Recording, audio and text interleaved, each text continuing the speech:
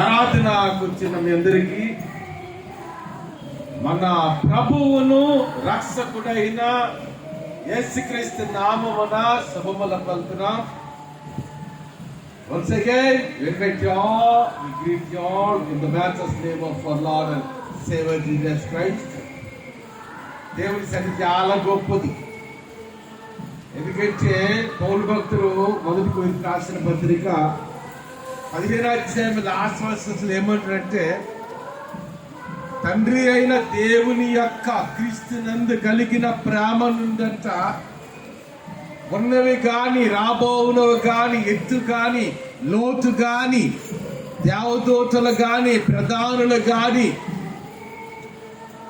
సృష్టింపబడిన మరి ఏది కూడా దేవుని యొక్క ప్రేమ యేసు క్రీస్తునందు మన రక్షకుడు విమోచకుడు అయిన యేసు క్రీస్తునందు తండ్రి అయిన దేవుని యొక్క ప్రేమ నుండి, ఆయన ఉద్దేశము నుండి, ఆయన ప్రణాళిక నుండి దూరము చేసే శక్తి లోకములో దేనికి లేదు. ఎందుకంటే దేవుని సన్నిధి చాలా గొప్పది. The prince of God is such importance అంటారు.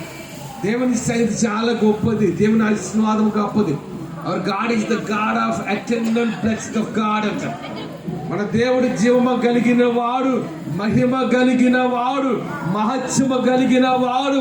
ఆయనకు అసాధ్యమైనదంటే ఏమీ లేదు. కానీ దేవుడు కొన్ని సందర్భాల్లో మనల్ని పరిశీలిస్తాడు. The God uses just people. దేవుడు తన ప్రజలను పరిశీలన చేస్తాడు. దేవుడు తన ప్రజలను పరిశోధన చేస్తాడు. దేవుడు తన ప్రజలకు కొన్నిసార్లు కొన్ని పరీక్షలు పెడుతుంటాడు. మన పరీక్షల్లో నిలబడినప్పుడే దేవుని యొక్క బలమైన కార్యాలు మనం చూడగలుగుతాం. When we stand in the love of Jesus Christ, then we can see the mighty miracles of God in our life. The miracle of God will take place అంటాం. అనగా మన జీవితంలో మనకు పరీక్షలు ఎదురైనప్పుడు, శ్రమలు ఎదురైనప్పుడు, లోటుపాట్లు ఎదురైనప్పుడు, అదేవిధంగా ఆ పరిస్థితులు ప్రతికూలముగా ఉండేటప్పుడు కూడా దేవుని మాటకు మనం లోబడగలిగితే, దేవుని సన్నిధి కలిగి మనము జీవించగలిగినట్లయితే దేవుని యొక్క బలమైన కార్యాలు మనం చూడగలుగుతాం. దేవుని సన్నిధి చాలా గొప్పది. What ever the situations may be in the world, ఈ లోకంలో ఎటువంటి పరిస్థితులు ఉండొచ్చు, మన చుట్టూ ఎటువంటి పరిస్థితులు ఉండొచ్చు, కానీ మన దేవుడు జీవము కలిగిన వాడు, మహిమ కలిగిన వాడు, మహత్యము కలిగిన వాడు. అదే దేవుడు 2000 సంవత్సరాల క్రితము మానవునికి లోకానికి వచ్చి మానవుల కొరకు రక్తము కాల్చి ప్రాణము పెట్టి సమాధి చేయబడి మరణాన్ని జయించి 3వ దినాన తిరిగి లేచిన మనం జీవము కలిగిన దేవుని మనం నమ్మాం. This is not an ordinary God, the creator of the universe అంటాం. కనుక యేసు అంటే సాధారణమైన దేవుడు కాదు. సర్వ సృష్టిని తన వాక్కు ద్వారా చేసిన వాడు, సర్వ సృష్టి మీద ఆధిపత్యం కలిగిన వాడు. ఆయనకు అసాధ్యమైనదంటే ఏమీ లేదు. God can do any miracle in the world. ఏ అటువంటి అద్భుతమైన కార్యమైన చేయగలిగిన సమర్థుడు మన రక్షణ విమోచకుడు యేసయ్య. ఎందుకంటే మనం నమ్మిన దేవుడు సాధారణమైన వాడు కాదు. మహిమ కలిగిన వాడు, మహత్యము కలిగిన వాడు, ప్రభావము కలిగిన వాడు. చనిపోయిన 6 దినాలైన లాజరుకు సైతము పునరుజ్జీవముతో నింపిన మన రక్షకుడు యేసయ్య సన్నిధిలో మనం ఉన్నాం. దేని వాక్యాన్ని చేద్దాం. Those are the Bibles. Turn to the book of Matthew, the Gospel of Matthew, chapter 8, verses 23 to 27. మత్తయి సువార్త 8వ అధ్యాయము 23వ వచనం నుండి 27వ వచనం చదవండి స్పష్టంగా. ఆయన ధోని ఎక్కినప్పుడు ఆయన శిష్యులు ఆయన వెంట వెళ్ళిరి. ఒక్క నిమిషం. So this is a familiar passage in the world. Every pastor, every preacher in the world, in every congregation, the anointed man of God used to preach from the particular passage. ఈ యొక్క అధ్యాయము ద్వారా, ప్రతి వచనాల ద్వారా ప్రపంచంలో ఉన్న ప్రతి దౌర్జనుడు, ప్రతి మందిరంలో, అమెరికా కాదు, ఇండియా కాదు, ఇంగ్లాండ్ దేశము కాదు, జర్మనీ కాదు, ఆస్ట్రేలియా కాదు, సౌత్ ఆఫ్రికా కాదు, ప్రపంచంలో ఏ దేశమైనా, ఏ జనాంగమునకు చెందిన దేవుని బిడలైనా సరే ప్రతి దైవజనుడి జీవితంలో అనేక సార్లు ప్యాసేజీని ప్రీచ్ చేయడం జరుగుతారు. ఈ వర్తమానం చెప్పడం జరుగుతారు. ఇక్కడ వాక్యం చూస్తున్నప్పుడు when you particularly meditate the gospel of Matthew chapter 8:23 23 వచ్చి ఏమని రాయబడిందంటే, ఆయన ధోని ఎక్కినప్పుడు ఆయన శిష్యులు ఆయన వెంట వెళ్ళిది. ఎందుకంటే it is not that much easy to understand the Bible. We can understand the Bible with the identity God. Unless the Holy Spirit of God will give such a revelation, we cannot understand the Bible. దేవుని వాక్యం మనకు అర్థం అవ్వాలంటే ఆ పరిశుద్ధాత్మ దేవుని ప్రత్యక్షత మనకు ఉండాలి సాధ్యం. ఈ వాక్యం చూసినప్పుడు మొట్టమొదటి మాటలో ఆయన ధోని ఎక్కినప్పుడు ఆయన శిష్యులు ఆయన వెంట వెళ్ళిరి. ఈ మాట చాలా ప్రాముఖ్యమైన మాట. ఎందుకంటే మొట్టమొదటిగా ధోని ఎక్కింది ఎవరు చెప్పండి? The Lord Jesus Christ, the redeemer, the creator of the universe. మొట్టమొదటిగా ఆ ధోని ఎక్కింది శిష్యులు కాదు. ఎవరు ధోని ఎక్కారంటే యేసయ్య ధోనిలోనికి వెళ్ళారు. యేసయ్య ఎక్కడ ఉంటే అక్కడ ఆశీర్వాదం ఉంటుంది, యేసయ్య ఎక్కడ ఉంటే అక్కడ దీవెన ఉంటుంది, యేసయ్య ఎక్కడ ఉంటుంది అక్కడ బలం ఉంటుంది, యేసయ్య ఎక్కడ ఉంటుందో అక్కడ సమృద్ధి ఉంటుంది. మొట్టమొదటిగా ఆ ధోని ఎక్కినది ఎవరంటే మన కొరకు రక్తము కాచిన ఆ పరమ తండ్రి అని యేసయ్య ధోని ఎక్కడట. యేసయ్య పని చేస్తున్న కాలం అని చేసినప్పుడు యేసయ్య ప్రాంతానికి వెళ్ళినా, యేసయ్య పట్టణానికి వెళ్ళినా, యేసయ్య గ్రామానికి వెళ్ళినా, యేసయ్య ఎక్కడికి వెళ్ళినా సరే the disciple of Jesus Christ used to follow him. అనగా యేసు ప్రభు శిష్యులు ఏం చేసేవారు? ఆయన వెంబడించేవారు. లాస్ట్ టైం చెప్పే మీకు ఎంతమంది జ్ఞాపకం ఉందో తెలుసా? తెలియదు కానీ నాకు మహాత్మా గాంధీ చాలా ఫాస్ట్గా నడిచేవారు. అది మనం టీవీలో చూస్తాం. అసలు యేసు ఎలా నడిచేవారు? మామూలుగా నడిచేవారా? కాదు. యేసు చాలా వేగముగా నడిచేవారు. యేసు ఎంత వేగముగా నడిచేవారంటే ఆయన వీధుల గుండా ప్రయాణం చేస్తున్నప్పుడు, ఆయన గ్రామాల గుండా ప్రయాణం చేస్తున్నప్పుడు, ఆయన పట్టణాల గుండా ప్రయాణం చేస్తున్నప్పుడు ఆయన చుట్టూ కూడా వేల మంది, లక్షల మంది ప్రజలు ఉండేవారు. యేసు ఎలా ప్రయాణం చేసి ఎలా నడిచేవాడు తెలుసా? చాలా వేగముగా నడిచేవారు. చాలా వేగముగా ఆయన ప్రయాణం చేసేవాడు. యేసయ్య ఫాస్ట్ గా నడిచికెళ్తుంటే శిష్యులు ఆయనతో నడవలేక పరిగెట్టి అని వెంబడించేవారు. ఇక్కడ చూస్తున్నప్పుడు ఈ వచనం ఏముందంటే ఆయన ధోని ఎక్కాలంటే యేసయ్య వెంటనే ఆయన శిష్యులు ఆయన వెంట వెళ్ళి, అంటే దేవుని పిల్లలు అంటే మనం ఎవరు వెంట వెళ్ళాలంటే యేసయ్య వెంట వెళ్ళాలి. యేసయ్య ప్రాంతంలో అబ్రహాము అన్నాడు, ఇదిగో అబ్రహామా, నీ దేశాన్ని విడిచిపెట్టు, నీ బంధువులు విడిచిపెట్టు, నీ కలిగిన సమస్తాన్ని విడిచిపెట్టి నేను చూపించిన దేశానికి వెళ్ళమన్నా.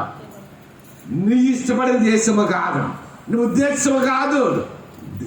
The will of God have to fulfill in our life అంటే ఇదిగో నేను చూపించిన దేశానికి వెళ్ళమన్నా. దేవుని మాటకు లోబడ్డాడు. Abraham was lived all the things behind and he followed God's word. అన్ని విడిచిపెట్టాడు. ఆ జీవము కలిగిన దేవుని, రక్షకుడు మోక్షకుడైన దేవుని, సృష్టికర్తైన దేవుని, సృష్టి మీద ఆధిపత్యం కలిగిన దేవుని ఆయన వెంబడించాడు. అది ఎన్నో అధ్యాయమంటే 12వ అధ్యాయం. 11వ అధ్యాయం చదవండి. అబ్రహాముకు దేవుడు సమృద్ధి ఇచ్చాడు. అబ్రహాము మేకల మందలను దేవుడు ఇచ్చాడు. అబ్రహాము గొర్రెల మందలను ఇచ్చాడు. అబ్రహాము గృహంలో ఎక్కడుంటే అక్కడ ఆశీర్వాదం కనిపిస్తుంది. అబ్రహాము గృహంలో సమృద్ధి ఉంది. అనేక మంది ఆశీర్వాదాలు ఇచ్చాడు కదా సాక్షి. అంటే యేసు ఎక్కడ ఉంటే అక్కడ ఏంటి ఉంటుంది? దేవుని యొక్క ఆశీర్వాదం ఉంటుంది. అందుకని ఈ ధోని ఎక్కి మొట్టమొదటిగా ఎవరు ఎక్కారంటే యేసు ప్రభువారు ఆ ధోనిలోనికి ఎక్కినప్పుడంట the disciples of Jesus Christ, యేసు ప్రభు శిష్యులంట ఆయన వెంట వెళ్ళారంట. తర్వాత మాట చదవండి అమ్మా. ఏటొచ్చింది చెప్పండి. ఇప్పుడు మనకు కూడా తుఫాను. అమ్మ నా మాట వింటాడు, కుడి చేసి చూపించండి. నా మాట విన్న కుడి చేసి చూపించండి. ఇప్పుడు మనకి ఏంటమ్మా చెప్పండి, ఏంటి? 10 రోజులండి. మంటలు అనుకున్నాను మేము.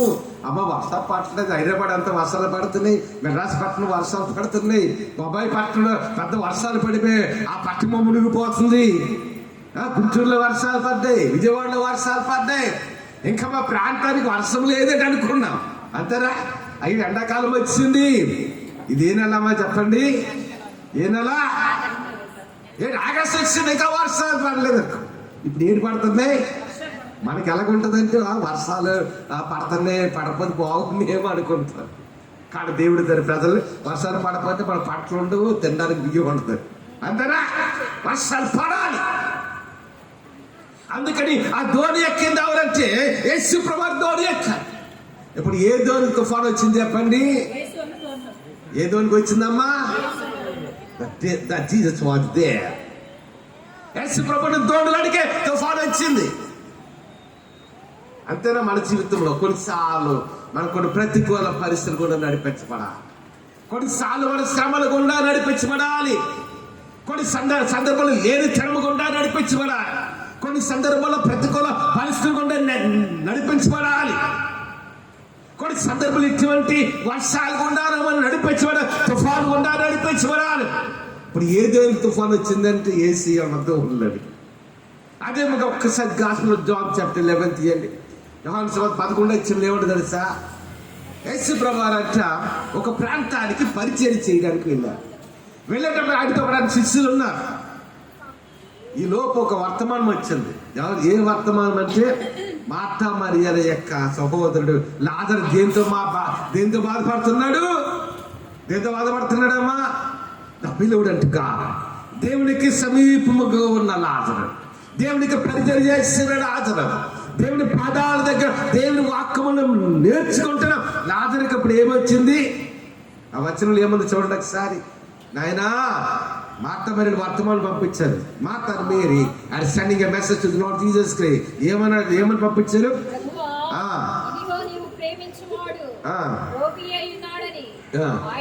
ఇప్పుడు చెప్పండి, వాక్యం చదివి చూశారు కదా అమ్మ. యేసయ్య ప్రేమించిన లాజరా యేసయ్యని ప్రేమించినడా?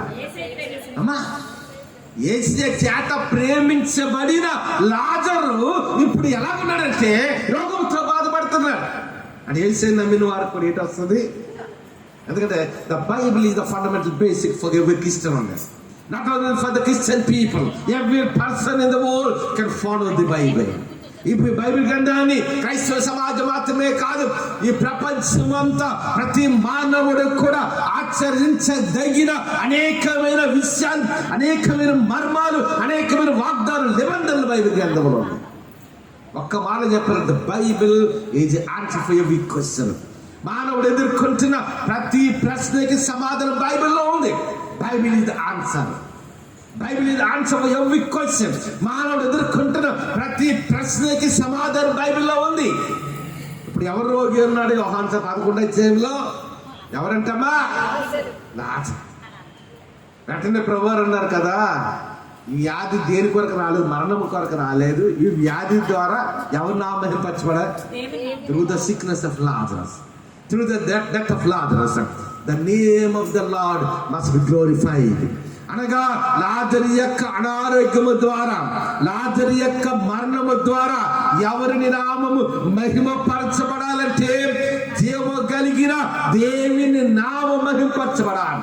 అన్ని నామముల కంటే ఉన్నతమైన నామము యేసు నామము, మహిమ కలిగిన నామము, మహత్యము కలిగిన నామం, మానవ జీవితాన్ని మార్చగలిగిన నామము, ప్రపంచ గమనాన్ని, దేశాల గమనాన్ని మార్చగలిగిన నామము ఏ నామం అంటే యేసు నామం.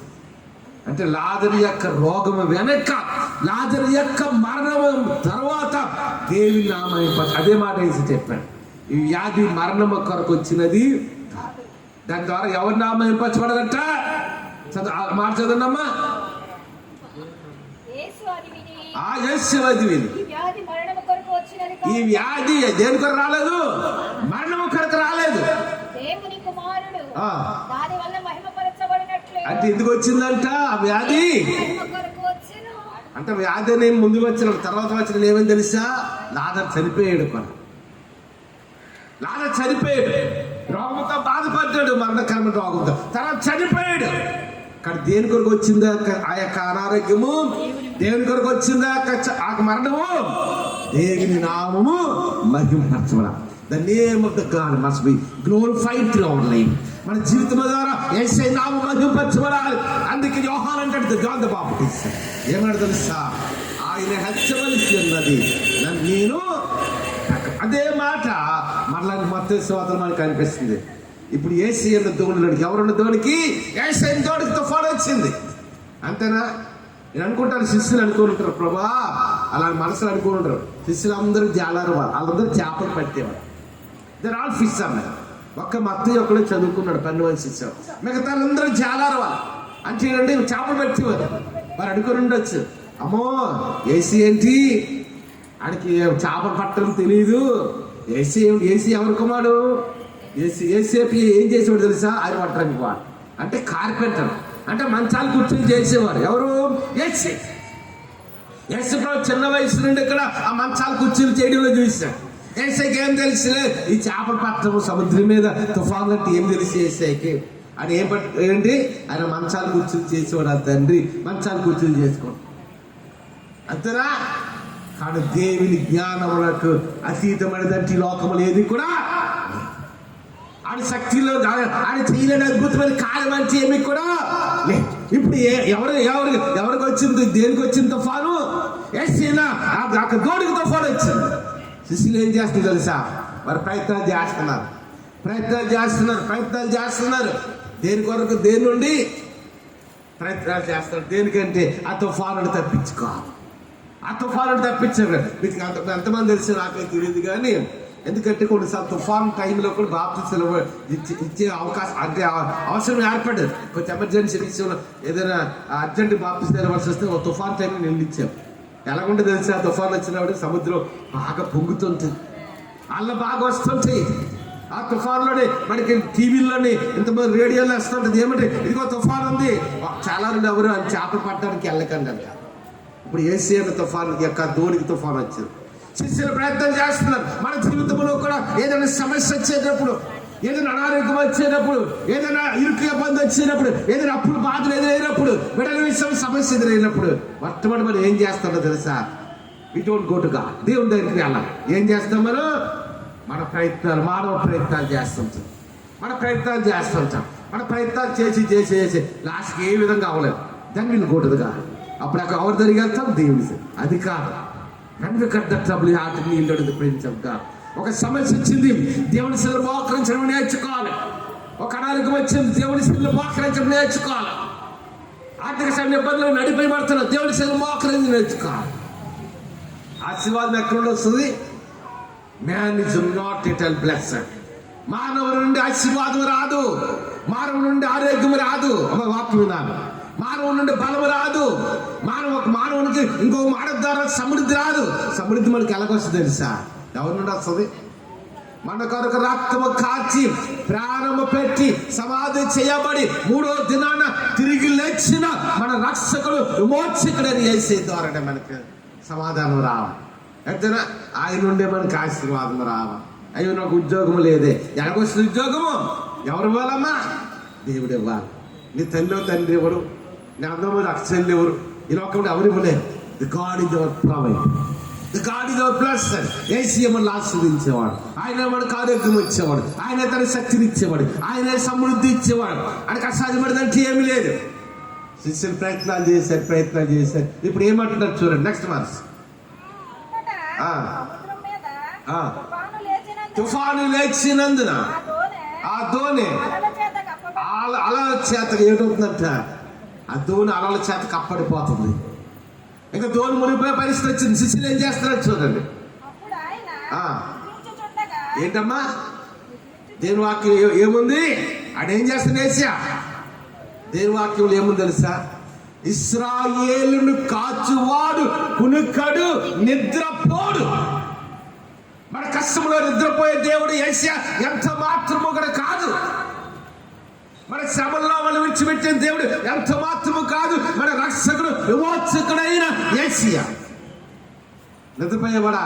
దీని వాక్యమే ఉంది, ఇశ్రాయేలును కాచువాడు కునుకడు. That what the Bible is say. Bible కదా చెప్పారు. మనల్ని కాపాడమని ఏంటంటే, రాత్రి అయితే మనం నిద్రపోతాం. ఎంతమంది నిద్రపోయి చేయి చెప్పించారు రాత్రి? అమ్మా మిగతా నిద్రపోలేదా? నిద్రపోయాం. అమ్మా నిద్రపోయామనుకోండి, కళ్ళుతో కళ్ళు తెరిచి నిద్రపోతాం. ఏంటి నిద్రపోయిన? కళ్ళు తెరిచి నిద్రపోతామా, కళ్ళు మూసుకొని నిద్రపోతామా? చెప్పండి అమ్మా. అమ్మా చూడగలమా? నిద్రలో ఉండేటప్పుడు మంచి నిద్రలో ఉన్నామనుకోండి, ఒంటి మీద స్పృహ ఉండదు. మన మళ్ళీ కళ్ళుతో చూడలేము. మన చెవులే నిలబడితే ఆ టైంలో నిద్ర అవసరమైనప్పుడు మంచి నిద్ర డీప్ స్లీప్లు ఉన్నామనుకోండి, మన కళ్ళు మూసుకొని పడుకుంటాము. కళ్ళు కనిపించరు, మన చెవులు వినిపించవు. ఎందుకంటే మనం దేంట్లో ఉన్నా మరి దేవుడు అక్కడి వాక్యం చెప్తుంది. అంటే రాత్రి సమయంలో నిద్రపోతున్నప్పుడు, రాత్రి జాముల యందు నిద్రపోకుండా మనల్ని కాపాడిన దేవుడు ఒకడు ఉన్నాడు, ఆయన యేసు ప్రభువు. అందుకని ఇశ్రాయేలును కాపాడువాడు ఏంటంటమ్మా?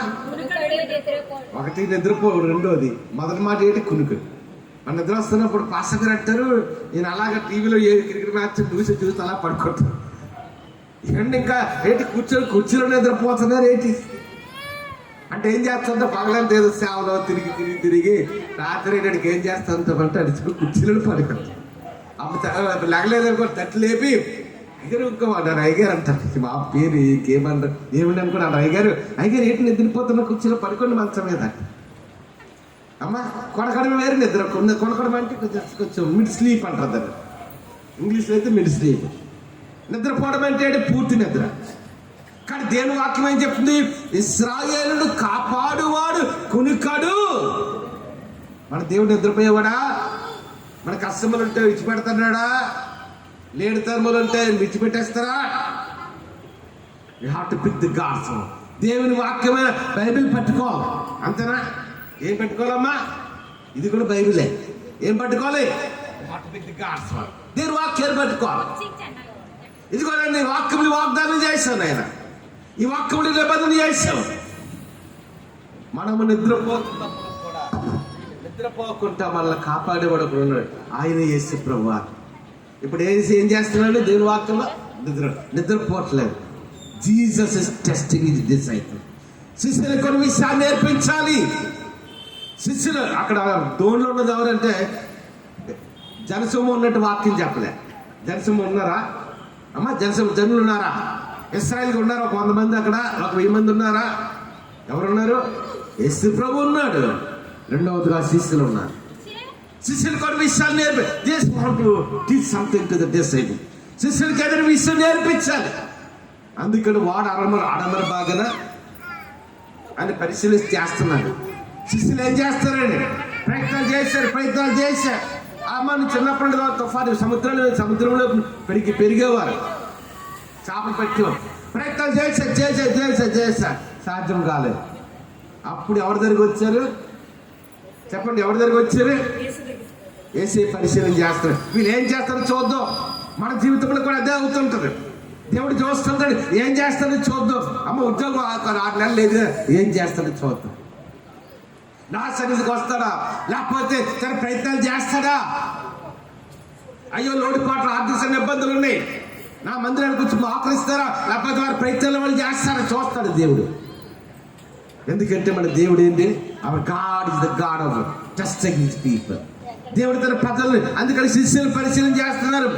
యెషయా అది ప్రయత్నాలు చేసి రావలేదు. అప్పుడు ఎవరి దగ్గరికి వెళ్తున్నారు చూడండి.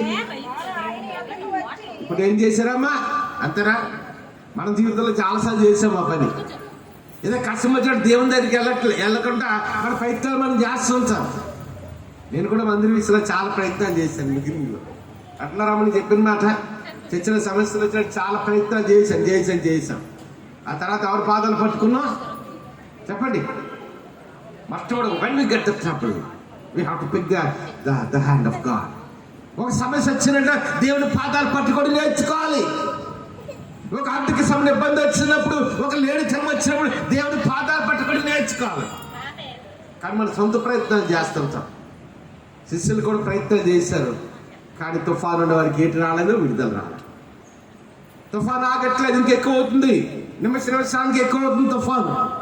నేను అనుకుంటాను కదా, అప్పటికే దోణి కొంచెం నిండిపోయి ఉంటారు. అంతేనా? ఎక్కువ తుఫాను ఉందనుకోండి, ఆ దోణిలోకి నీళ్ళు వచ్చేస్తుంటారు. యేసుప్రభు ఎక్కడున్నారు చూడండి వాక్యంలో. ఎక్కడున్నాడు అమ్మాయినా? దోణి పైన ఉన్నాడా? దోణి మీద కూర్చుని ఉన్నాడా? ఓడ ఆడమర భాగం అంటే డౌన్ ఆఫ్ ద షిప్ అంటారు. అంటే ఓడ కిందన ఉన్నాడు ఆయన. ఇప్పుడు తుఫాన్లో దోణి మునిగిపోతే ఎవరు మునిగిపోవాలి చెప్పండి అమ్మా? ఎవరు మునుగుతారు? ఫస్ట్ ప్రభు మునగాలి. అంతేనా? మన దేవుడు మునిగిపోయేవాడా అమ్మా? మన దేవుడు మునిగిపోయేవాడా? మనము నమ్మిన దేవుడు మన కొరకు రక్తము కాచి ప్రారంభ పెట్టి సమాధి చేయబడి 3వ దినాన్ని తిరిగి లేచిన మన రక్షకుడు విమోచకుడు యేసయ్య అని మునిగిపోయే దేవుడు ఎంత మాత్రము కాదు. మునిగిపోతాడా? ఇప్పుడు మనలో ఎవరున్నారు చెప్పండి అమ్మా? జీసస్ యేసే మనలో ఉన్నాడు, మనతో ఉన్నాడు. అంతేనా? when we accept Lord Jesus Christ is our personal Savior, when we take the baptism, when we start walking in the footsteps of Lord Jesus Christ, ఏ దినమైతే యేసే నమ్ముకున్నామో, ఏ దినమైతే ప్రభు యొక్క అమూల్యమైన రక్తం చేత మనం విమోచించబడ్డాం, ఏ దినమైతే మారుమనసు పొంది బాప్తిసం తీసుకుని ప్రభు మార్గంలో నడవడం ప్రారంభించాము, మొట్టమొదటి మనలో ఎవరున్నారు? యేసీ అన్నాడు. మనతో యేసీ అన్నాడు. మనలో యేసీ ఉన్నాడు కాబట్టి మన దేవుడి కొరకు బలమైన కార్యాలు చేయగలరు. నా గొంతులో ఒక్కసారి చేయి చూపించాను. ఒక్క మాటని చెప్తాను, ఏమనుకోకండి. భయంకరమైన తుఫాన్ కాలంలో మనం ఉన్నాం. తుఫాన్ ఏమా ఒకసారి చుట్టూ చూడండి. తుఫాన్లు ఇంతమంది వచ్చి ఎలా కూర్చున్నారు? దానికి కారణం ఏంటి తెలుసా? మా జ్ఞానం కాదు, ఏది కాదు. ఎవరమ్మా? ఎవరున్నారు మనతోటి? దేవుడు ఉన్నాడు. దేవుడు లేకపోతే ఇంతమంది మనం వెంట ఉంటాం. ఇంకా చాలా మంది రావాలి అనుకుంటాను. ఇంకా చాలా మంది రావడానికి ప్రయత్నం చేస్తుంటే నీకు చెప్పలేకపోతాను రండి అని. ఎందుకంటే మనకి ఏ ప్లేస్ లేదు. అంటే దేవుడు మనతో ఉంటే దేవుని కొరకు మనం బలమైన కార్యాలు చేయగలుగుతాం. దేవుడు మనతో ఉంటే మనం ఆశీర్వదించబడతాం. దేవుడు మనతో ఉంటే మనకి సమృద్ధి వస్తుంది. అందుకని ఇక్కడ వాక్యం చేసినప్పుడు యేసు ప్రభువారు వెంటనే శిష్యులు the disciple of Jesus Christ వెంట ద లార్డ్ యేసు దగ్గరికి అప్పుడు వెళ్ళారు. అప్పుడు యేసు ఏమంటాడు ఒకసారి చూడండి. ఆయన ఎద్దుకు వచ్చి ఏమంటారు శిష్యులు? ఇదిగో ప్రభువా, నశించిపోతున్నావు నాయన, మమ్మల్ని ఏం చేయమన్నాడు? ఆయన లేపారు. అంతేనా? అంటే దేవుడు మునగదెత్తి పరిస్తున్నాడు. ఎందుకంటే దేవుళ్ళు ఎవరున్నారు? అందుకే ఇంగ్లీష్ ప్రొవర్బ్ అంటారు, men may come men may go but the rule remain the same అంటారు. ఆ ప్రొవర్బ్ అర్థం ఏంటి తెలుసా? తెలుగులో మనుషులు వస్తుంటారు, పోతుంటారు, సమస్యలు వస్తుంటే పోతుంటాయి, కానీ దేవుడు కలిగిన వారు ఇంకా నిత్యము ఉంటారు. సింహం పిల్లలు ఏమి కలిగి ఆకలి కానీ నా యందు విశ్వాసం ఉంచేవారు ఏ కుదువ ఏ లోటు ఉండదు. దేవుని వాక్యం చెప్పిన మాట అంతేనా? బైబిల్ ఏమని కాదా? పగటి ఎండ దెబ్బ అయిన తగులు, రాత్రి వెన్నెల దెబ్బ అయిన తగులదు. ఈ అపాయం రాకుండా యెహోవా నిన్ను కాపాడు. యెహోవా నీ కుడి ప్రక్క నీకు ఎలాగుంటాడంటే నీడగా ఉండదు. ఇవన్నీ కూడా it's all promises of God. It's all covenant of God through the man can the Lord Jesus Christ. యేసయ్య చెప్పిన వాగ్దానాలు, యేసయ్య చేసిన నిబంధన, the God is making a covenant, God is making a promise to the descent to the people of God. ఈ భూమి మీద ప్రతి క్రైస్తవునికి దేవుడు అనేకమైన వాగ్దానాలు చేస్తాడు, అనేకమైన నిబంధనలు చేస్తాడు. ఏ వాగ్దానము? నాకు అనేకమైన వాగ్దానం. ఇదిగో యొక్క సమాప్తి వరకు సదాకాలం నేనైతే ఉన్నా. తల్లి తన బిడ్డను మర్చిన యెహోవా నిన్ను మరువడు. తల్లి బిడ్డలు మర్చిపోతా. ఒక మాట తెలుసా? మిమ్మల్ందరికంటే ఎక్కువ ప్రేమించింది ఎవరంటే దేవుడే. అర్థం చెప్పింది. మాది ఎలాగుంటుందంటే మా పాపకి లెట్రిన్కి వెళ్తే అమ్మో సంతోషం, మాకు అమ్మో వెళ్ళింది లెట్రిన్కి. ఒక రోజు రెండు రోజులు వెళ్దాం. అంటే బిడ్డల మీద అంత మమకారం ఉంటుంది తల్లిదండ్రులు. అంతేరామా? ఎంతో కష్టపడుతుంది. ఒక తల్లి అంటుంది, అయ్యారు రోజు 3 జూడీలు చేస్తున్నానండి. ఎవరి కొరకు అమ్మ? నా పిల్లల కొరకు. అంతేనా? మన లారీ దగ్గరికి వెళ్ళి వస్తుంటే ఒక ఆయన ఒక వ్యాన్ ముందు వెళ్ళిపోతుంది, టాప్లింగ్ వ్యాన్. దాంట్లో ఏంటంటే ఎక్కడ క్యాటరింగ్ కూడా అనుకుంటున్నారు. అందులో డీసాలతో వంటకాలు ఏమి ఉన్నాయి. ఆ పక్కన ముందునే ఒక ఆయన కూర్చుని ఉన్నాడు. ఆటోలో కాదు, లోపల కాదు, ఆటోలో అక్కడ తప్ప గిన్నెలు ఎక్కడ ఉన్నాయి, అక్కడ కూర్చుని ఒక ఆయన ఉన్నాడు. ఆయన మొహం అంతా నల్లగా మాడిపోయి కమిలిపోయి ఉంది. దేని కొరకమ్మా అంత కష్టపడ్డాం చెప్పండి? ఇదే ఎవడొస్తుంది అర్థం కావట్లేదు. కానీ దేని కొరకు? ఇదేనా నీ చేతికి డిగ్రీ వచ్చిందంటే, ఒక ఇంజనీరింగ్ సర్టిఫికేట్ వచ్చిందంటే వెనకాల ఎవరికి రక్తం ఉంది చెప్పండి? నీ తల్లి యొక్క రక్తం, నీ తండ్రి యొక్క రక్తం ఉంటుంది వెనకాల. మరి కూడి పని చేసి ఏమో బాటిల్ ఎత్తి బరువులు మోసి, అంతేనా? అందరి మా జోబులో పెన్ వేసుకుని రాసే పనులు ఉండు. ఆటోలు వేసే వాళ్ళు ఉన్నారు. రిక్షా తొక్కే వాళ్ళు ఉన్నారు. 24 గంటల డ్యూటీ. ఒక తల్లి నాకు తెలుసు, 24 గంటల డ్యూటీ అంట. ఎన్ని గంటలమ్మా? ఎన్ని గంటల డ్యూటీ అంటే ఉదయం 6 గంటలకు ఎక్కితే మళ్ళీ రేపు ఉదయం 6 గంటలకి. ఆ కంపెనీస్లో ఉంటాయా బాత్రూమ్ సరిగా? కంపెనీస్లో తినడానికి ఆహారం ఉంటుందా? స్నానం చేయడానికి ఉంటుందా? ఎవరి కొరకు?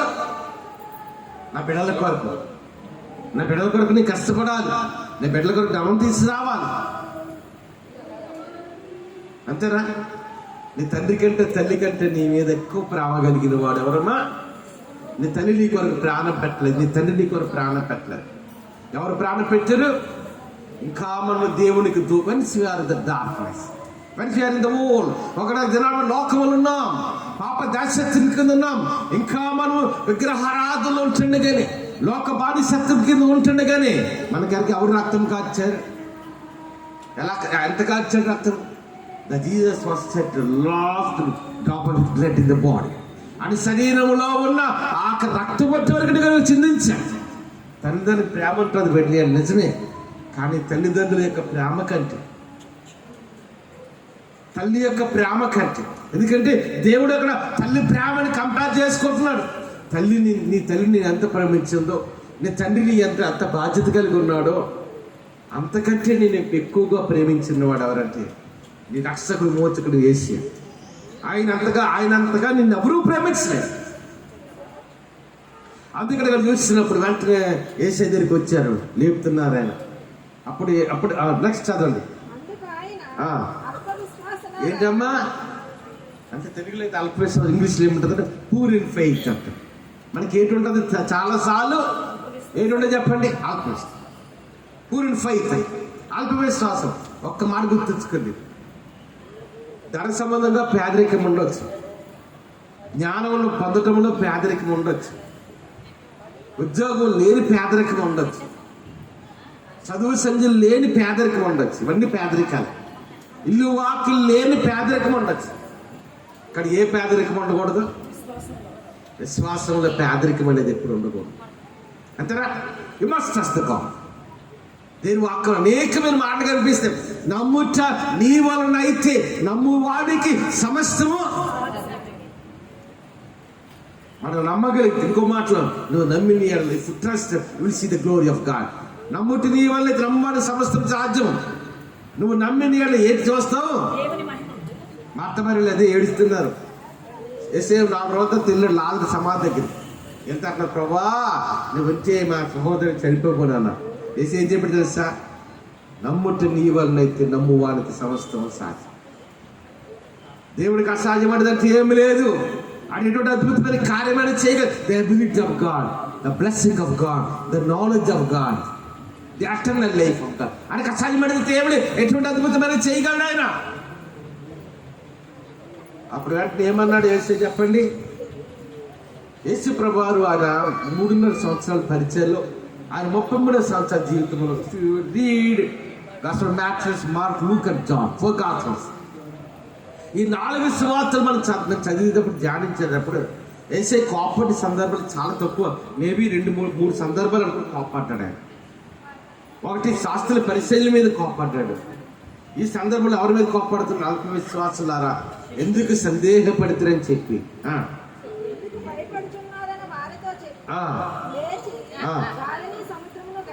ఏం చేశారమ్మా ప్రభువారు? అమ్మా కూర్చొని గద్దిస్తే సముద్రం తుఫాన్ ఆగుతుందా ఆగదా చెప్పండి. అమ్మా లేచాడు, లేచాడు, ఆయన నిలబడ్డాడు. ఆయన నిలబడి ఇప్పుడు ఏం చేస్తుంటే గాలి మీద సముద్రాన్ని ఏం చేస్తున్నాడమ్మా? గద్దించగా అది ఏంటైపోయింది? అది మన యేసు అంటే సృష్టిని నడిపించేవాడు, సృష్టి మీద ఆధిపత్యము కలిగిన వాడు, మనం నమ్మిన దేవుడు, మన రక్షకుడు నోచుకున్న యేసు. మనకు అసాధ్యపడితే ఏమీ లోకంలో ఉన్నదా? ఏమైనా దేవుడికి అసాధ్యం చెప్పండి? చనిపోయిన 4 రోజులు లాజరు బ్రతికించిన వాడు, గాలిని సముద్రాన్ని ఆపినవాడు, తన వాక్కు ద్వారా సకల సృష్టిని చేసిన వాడు. అమ్మ ఈ చిన్న అద్భుతాలు చేయలేడా దేవుడు? కానీ దేవుడు ఏం చేస్తున్నాడు? శిష్యుల్ని ఏం చేస్తున్నాడు? అమ్మ మనకు కూడా కొన్ని లోటుపాట్లు కూడా దేవుడు నడిపిస్తాడు. ఒకసారి వండుకొని బియ్యం ఉండి తినడానికి అన్నం లేకపోతే రోజు మంచి మంచి బిర్యానీలు, చికెన్లు, మటన్లు, ఫిష్లు దొరికాయి అనుకోండి, అన్నం విలువ ఏం తెలుస్తుంది మనకి? చెప్పండి, తెలుస్తుంది అన్నం విలువ? ఆహారం విలువ తెలియాలంటే నేను లాస్ట్ చెప్పింది, ఒక్క విశాఖపట్నం అంట 500 టన్నుల ఆహారం వేస్ట్ అవుతుందంట ఒక రోజుకి. ఎన్ని టన్నులమ్మా? 500 టన్నులు. టన్ను అంటే ఎన్ని కేజీలు తెలుసా? 1000 కేజీలు టన్ను అంట. అంటే 5 లక్షల కేజీలు ఆహారం విశాఖపట్నంలో వేస్ట్ అవుతుంది. మనమంటే నేను ఎప్పుడు కూడా అన్నా, మీరు ఎప్పుడైనా అబ్జర్వ్ చేసే లేదా, ఏ ఫంక్షన్కి వెళ్ళినా ఎక్కడికి వెళ్ళినా అన్నం అక్కడ ప్లేట్లో వదలడం అనేది ఎక్కువ చెయ్యింది. కంపల్సరీ లాస్ట్ వరకు తింటాను, ఏదో వెనకాల ఇటు వదిలేస్తాను, కానీ మొత్తం ఒక అన్నం ఎత్తుకు కూడా నా ప్లేట్లో వండుకొని తింటాను.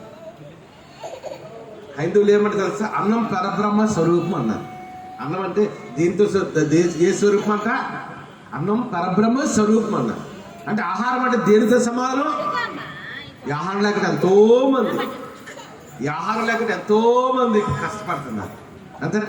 ఒక పూట తినటానికి లేక, గుట్లో పోతే డాక్టర్ దగ్గరికి వెళ్తానికి జోబులు డబ్బులు లేక ఎంతో మంది ఏంటవుతున్నారు. అందుకని ఆహారాన్ని ఎప్పుడు వేస్ట్ చేయదు. అందుకని ఇప్పుడు శిష్యులు ఏం చెప్పి వెంటనే యేసు ప్రభువు లేచి ఇప్పుడు ఏం చేస్తున్నాడు? గాలిని, తుఫానును గద్దించగా అవి ఏంటైపోయిందంట? అంతేనా? ఈ చిన్న తుఫానులు ఏమి చేయలేవు మనం. అంతేనా? దేవుని నమ్మాము, జీవం కలిగిన దేవుని మనం వెంబడిస్తున్నాం. ఎంత భయంకరమైన పరిస్థితులు, ఎన్ని సమస్యలు ఎదురయ్యారా, నేను నా యేసయ్యను విడిచిపెట్టను, నా యేసయ్య పాదాలను పట్టుకుంటాను, నా యేసయ్య కొరకు బ్రతుకుతాను, నా యేసయ్య కొరకు జీవిస్తాను. ఎన్ని కష్టాలు వచ్చినా, ఎన్ని శ్రమలు వచ్చినా, ఎన్ని నిందలు వచ్చినా, ఎన్ని అవమానాలు వచ్చినా, ఆఖరికి మరణమే నా ముందు వచ్చి నిలబడినారు. మరణం ఎక్కడ నిలబడితే ఒక్కోసారి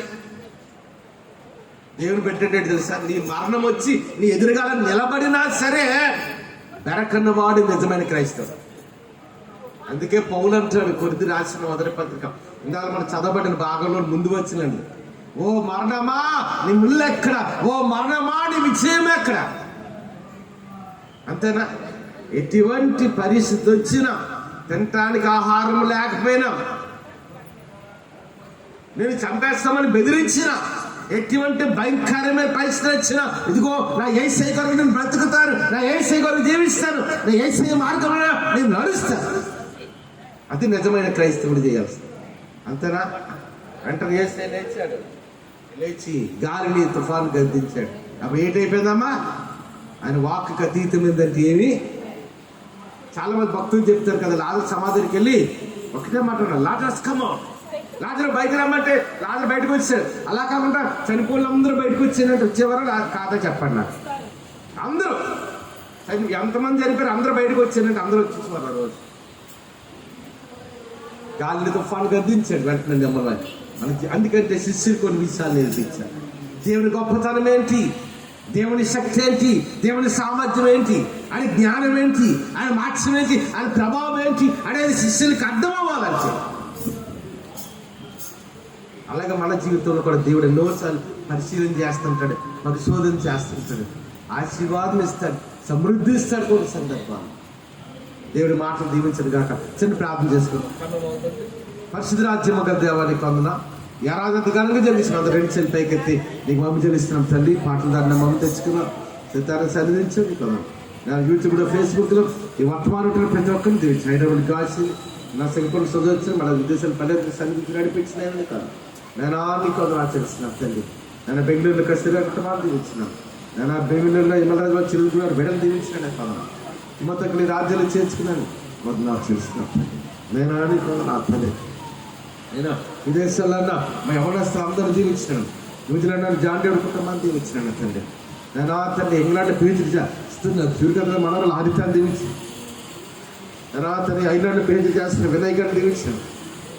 నీకు వందన ఆచరిస్తాను. బెంగళూరు నుండి తల్లి సోజన మా మధ్యలో క్షేమంగా నడిపించాను. నీకు వందన ఆచరిస్తాను. నేను నీకు వందన తండ్రి.